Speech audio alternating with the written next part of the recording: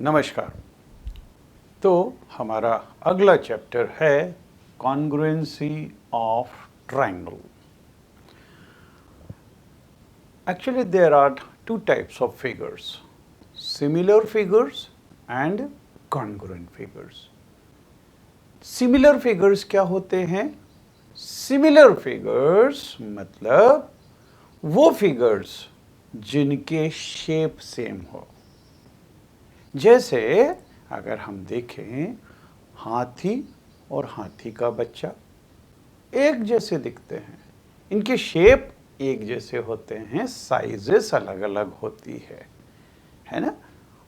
ऐसे ही कुत्ता और पिल्ला, और अगर हम छोटा पक्षी देखें, बड़ा पक्षी देखें, उसका बच्चा और वो पक्षी देखें, या हम अगर दो इक्विलेटरल ट्रायंगल बनाएंगे वो भी एक जैसे दिखते हैं, एक छोटा एक बड़ा, है ना। अगर बनाएं उस तरह का, ऐसे जब भी दो स्क्वायर्स बनाएंगे वो एक जैसे शेप में दिखते हैं।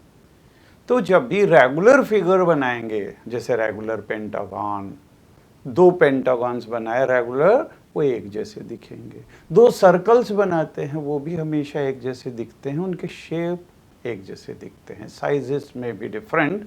सो these are called similar figures. और कॉन्ग्रुएंट क्या होते हैं? कॉन्ग्रुएंट फिगर मतलब उनका शेप भी सेम होना चाहिए और साइज भी इक्वल होनी चाहिए। तो ऐसे फिगर्स अगर उसकी एक की ट्रेस कॉपी दूसरे के ऊपर अगर रख दें तो वो कंप्लीटली और एग्जैक्टली कोइंसाइड होगी। So this type of figures are called congruent figures. तो congruent figures में शेप भी सेम और साइजेस भी equal.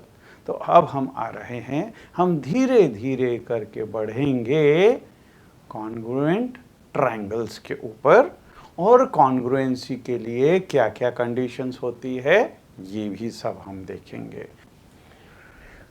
Congruence of plane figure. सबसे पहले हम प्लेन फिगर जो प्लेन के अंदर बनाए जाते हैं, जैसे वाइट बोर्ड में, ब्लैक बोर्ड में, या फिर आप कॉपी के अंदर जो फिगर्स बनाते हैं उससे हम शुरुआत कर रहे हैं। तो यहाँ पे सिमिलर फिगर्स, जैसा कि अभी हमने देखा, सिमिलर फिगर्स क्या होते हैं? If two figures are same in shape they are said to be similar figures. So they are same in shape, then they are said to be similar figures. इनको similar figures बोलेंगे। Example अगर हम देखें, दो equilateral triangle, दो squares, दो circles देखेंगे, जैसा भी हाल हमने देखे थे एग्जाम्पल्स इनके, है ना। So these are similar figures. And then congruent figures. अब देखिए कॉन्ग्रुएंट फिगर्स क्या होंगे?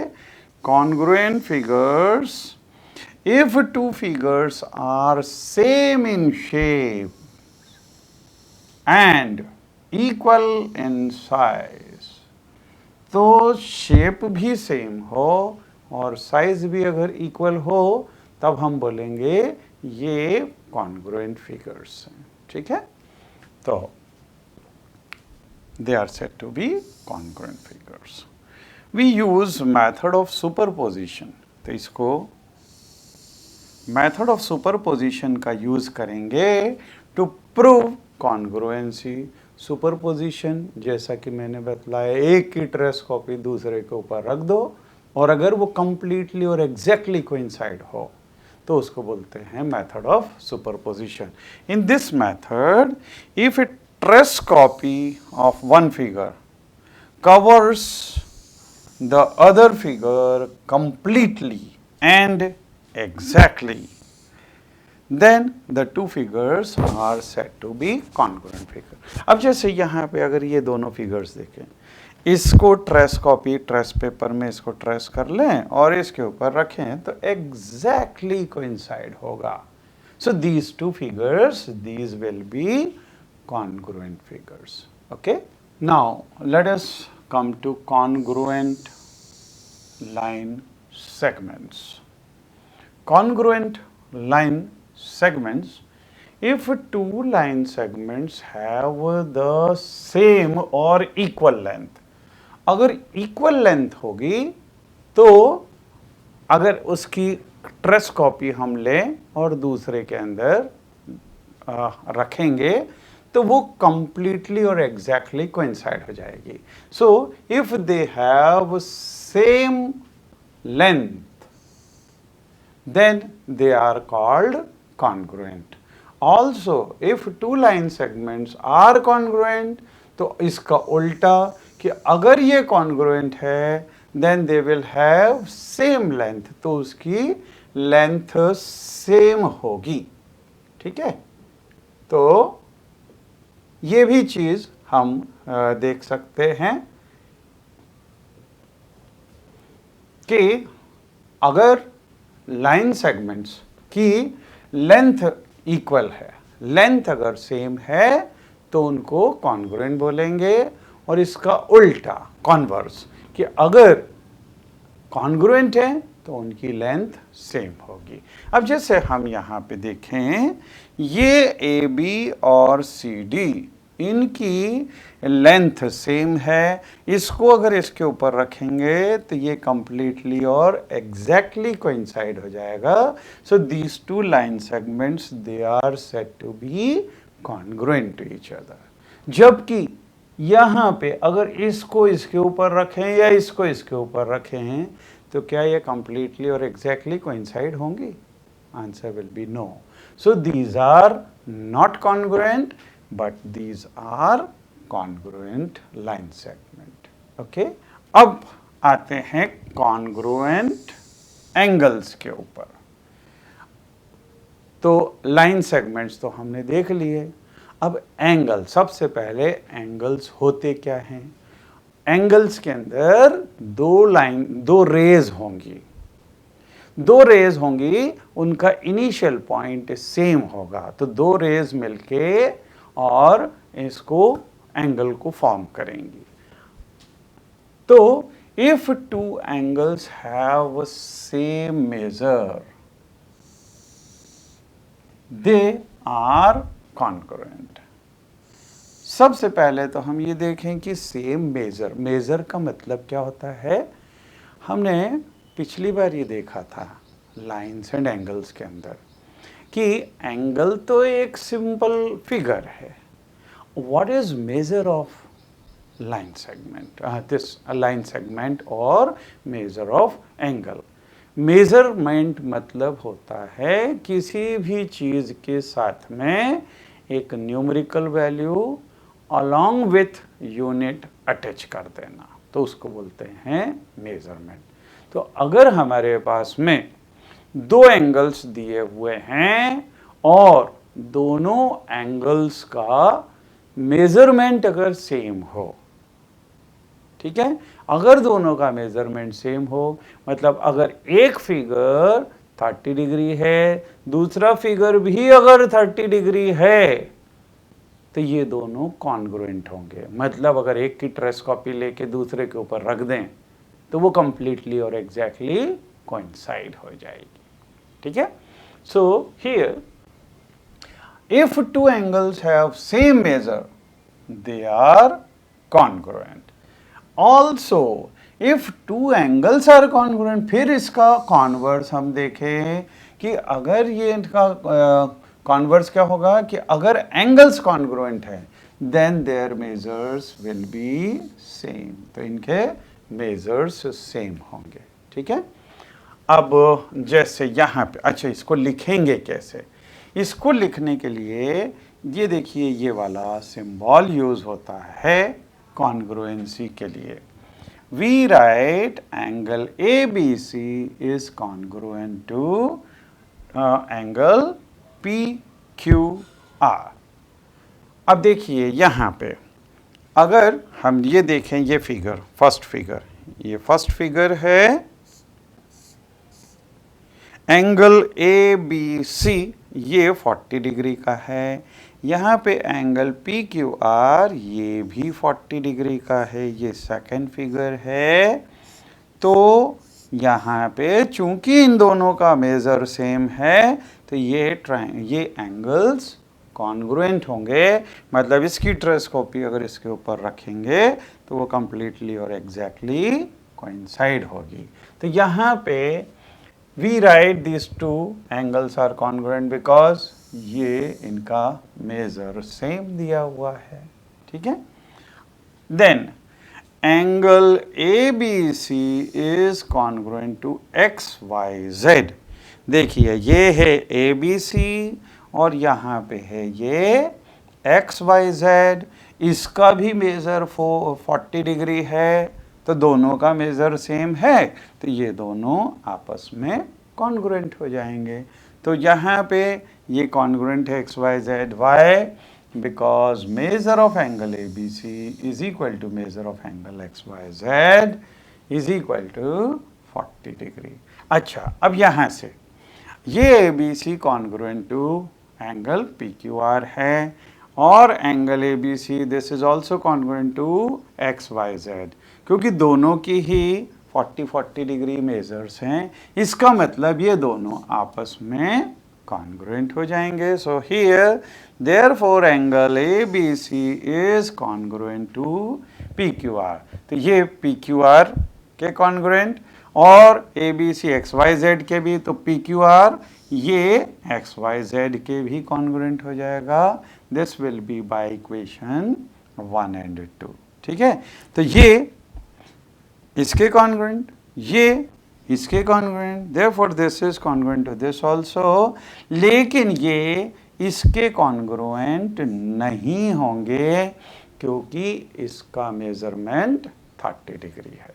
तो कॉन्ग्रुएंसी के लिए हमेशा मेजरमेंट इक्वल होना चाहिए और इसका उल्टा भी होगा, अगर इनके मेजर्स इक्वल हैं then they will be congruent. Okay, now next, अब हम आएंगे कॉन्ग्रुएंट ट्रायंगल्स के ऊपर।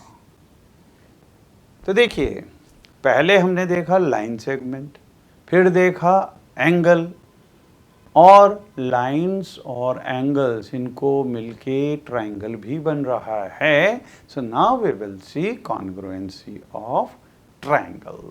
सो two triangles are said to be congruent to each other if they are copies of each other and when superimposed they cover each other exactly। तो congruency के लिए तो हमने डेफिनेशन में भी यही दिया था, मेथड ऑफ सुपरपोजिशन होती है कि अगर इसकी ट्रेस कॉपी से या इससे एग्जैक्टली कोइंसाइड होती है तो हम बोलेंगे ये दोनों ट्रायंगल्स कॉन्ग्रुएंट है ना। तो if they cover each other exactly then we will say that these are congruent। If triangle ABC and triangle PQR have same size and same shape then they are congruent, क्योंकि इनका size भी एक जैसा होना चाहिए और shape भी एक जैसा होना चाहिए, then they are congruent। ठीक है, तो पहली चीज शेप साइज इक्वल हो, और अगर शेप साइज इक्वल है तो हम एक की ट्रेस कॉपी अगर दूसरे पे रखेंगे तो वो कंप्लीटली एग्जैक्टली कोइंसाइड हो जाएगी। वी रिप्रेजेंट दिस एज, अब देखिए यहाँ पे फिर से कॉन्ग्रुएंसी के लिए ये वाला सिंबल यूज होगा and we will say triangle PABC is congruent to triangle PQR। अब देखिए यहाँ पे अगर ये ट्रायंगल्स कॉन्ग्रुएंट है और हम अगर ऐसा लिख रहे हैं, सबसे पहले अगर A लिखा तो ये P के कॉरस्पॉन्ड करेगा, मतलब A P के ऊपर गिरेगा। तो corresponding vertices A and P are corresponding vertices. ऐसे ही दूसरा ये B और यहाँ पे Q, तो B and Q they will correspond to each other, and C and R they will also correspond to each other।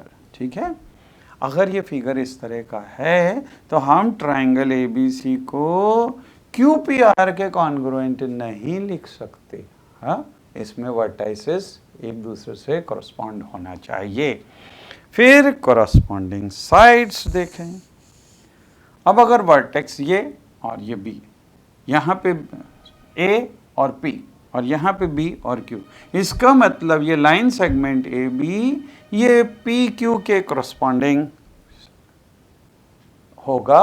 मतलब AB and PQ will correspond to each other, BC and QR will correspond to each other. So here AB and PQ, then BC and QR will correspond to each other, and AC and PR. So this AC and PR, they will also correspond to each other, right?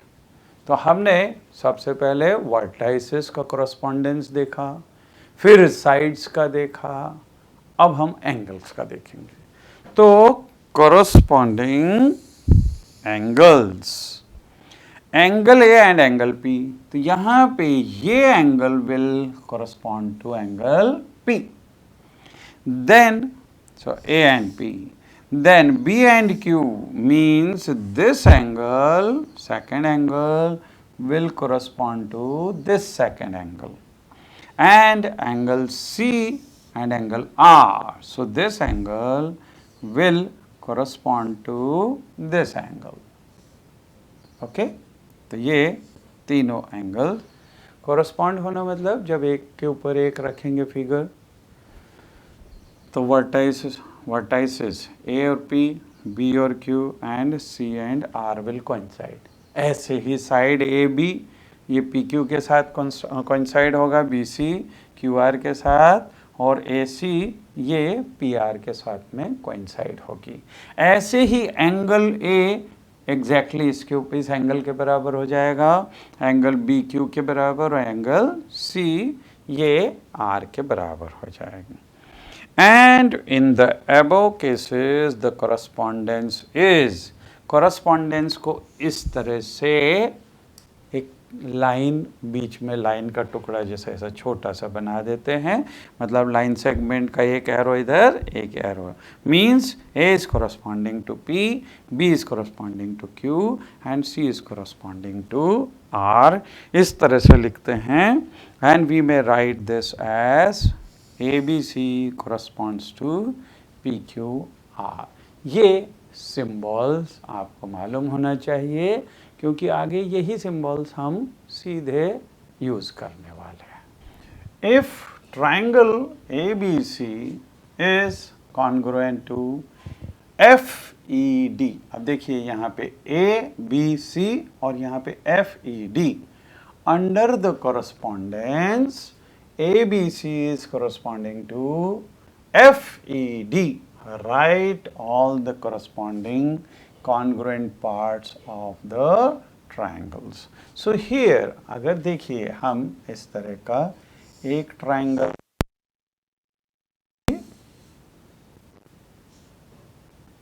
और दूसरा triangle बनाया, इसी के जैसा होना चाहिए बिल्कुल, है ना, अप्रॉक्सीमेटली यहाँ पे बना सकते हैं A B C। तो यहाँ पे A के साथ में F दिया हुआ है तो F यहाँ पे लिखेंगे, E B के साथ में मतलब यहाँ पे E and then D here। ठीक है, अब हमको लिखना है corresponding parts of these triangles. So first of all, for vertices,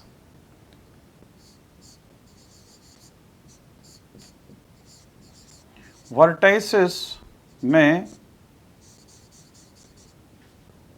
A and F,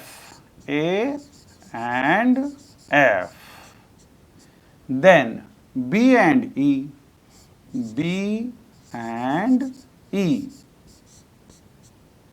then C and D, ये हो गया। ठीक है, फिर हम देखें साइड्स।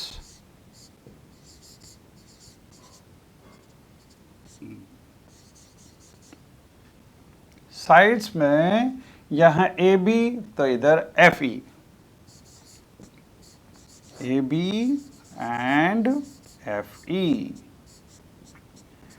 दूसरी साइड बी सी तो यहाँ पे E D, B C and E D. फिर तीसरी side C A and D F, C A and, ठीक है। तो ये हो गई साइड्स। फिर हम देखें एंगल्स। एंगल्स में ये एंगल ए तो यहाँ पे F, angle A and angle F. फिर दूसरा ये बी और यहाँ पे E, angle B and angle E. तीसरा ये सी और यहाँ पे डी, तो angle C and angle D. तो ये हो गए correspondence between the corresponding parts. Angle के लिए भी हो गया, साइड्स के लिए भी हो गया और वर्टाइसेस के लिए भी हो गया। Okay, then if triangle DEF is congruent to BCA, write the parts of triangle BCA that corresponds to। तो यहाँ पे भी देखो, हम सबसे पहले दो ट्रायंगल्स बना लें। If this is one triangle and this is another triangle, यहाँ पे DEF और BCA, तो अगर हम इसको BC और A ऐसा लिखें तो यहाँ पे आएगा DE और यहाँ पे F, ठीक है, BCA और DEF, ठीक है। तो अब हमको लिखना है write the parts of triangle BCA that corresponds to। तो सबसे पहले angle E is equal to, ये देखिए यहाँ पे एंगल E ये एंगल C के बराबर, दिस इज एंगल C, ठीक है। अब EF, तो यहाँ पे अगर हम EF ले रहे हैं तो इधर आएगा CA, ठीक है। Then angle F, angle F ये है एंगल F, तो यहाँ पे ये आ जाएगा angle A, this is angle A, ठीक है। फिर DF, तो यहाँ पे DF मतलब ये वाली साइड, तो इधर हो जाएगी AB, तो DF is equal to AB, ठीक है। इस तरह से हम ये कॉरस्पॉन्डिंग पार्ट्स यहाँ पे दो फिगर्स बना लो सबसे बढ़िया, और उसके बाद में एक एक करके लिखते जाओ, ठीक है। So this is now next SSS congruence criteria. अब जैसा मैंने बतलाया था कि ट्रायंगल्स को जब कॉरस्पॉन्डेंस बिटवीन द ट्रायंगल्स होगा, कॉन्ग्रुएंस बिटवीन द ट्रायंगल्स, तब यहाँ पे कुछ प्रॉपर्टीज रहती हैं जिससे ये ट्रायंगल्स एक दूसरे के कॉन्ग्रुएंट हो पाते हैं। इसमें से प्रॉपर्टीज होती है SAS, ASA, SSS और RHS। ये 4 प्रॉपर्टीज होती हैं। अगर ये सेटिस्फाई होती हैं तो ट्रायंगल्स कॉन्ग्रुएंट हो जाते हैं। अब ये होती क्या है? जैसे S S S congruence criteria. Actually S stands for side and A stands for angle, है ना? तो यहाँ पे देखिए S S S congruence criterion, this is if under a given correspondence 3 sides of one triangle are equal to corresponding 3 corresponding sides of triangle of another triangle। तो अगर किसी triangle की 3 साइड्स वो दूसरे ट्राइंगल की करस्पॉन्डिंग 3 साइड्स के equal हो तो then the triangles are congruent.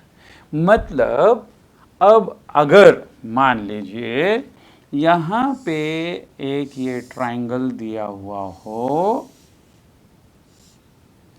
A B C और इधर दूसरा ट्राइंगल दिया हो डी ई एफ, ये है डी ई और एफ। इसमें इसकी 3 साइड्स, ये फर्स्ट साइड, ये सेकंड साइड और अगर ये थर्ड साइड हो, ये साइड अगर इसके बराबर हो, सपोज ये 3 सेंटीमीटर की है और ये भी 3 सेंटीमीटर की है तो दोनों आपस में इक्वल हो जाएगी।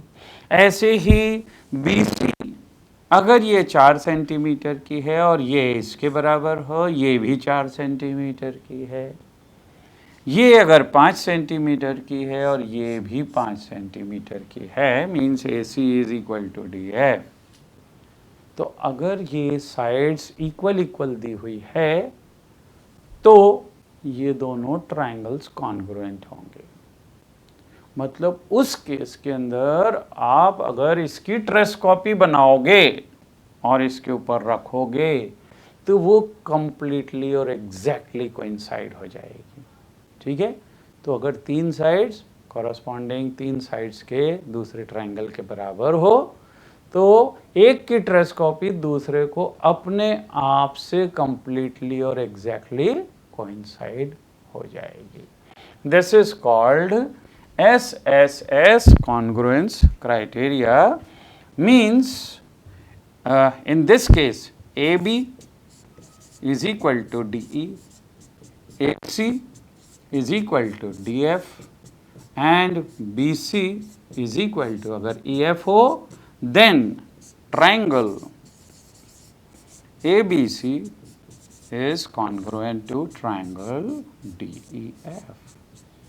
ये congruent हो जाएंगे। This is called SSS congruence।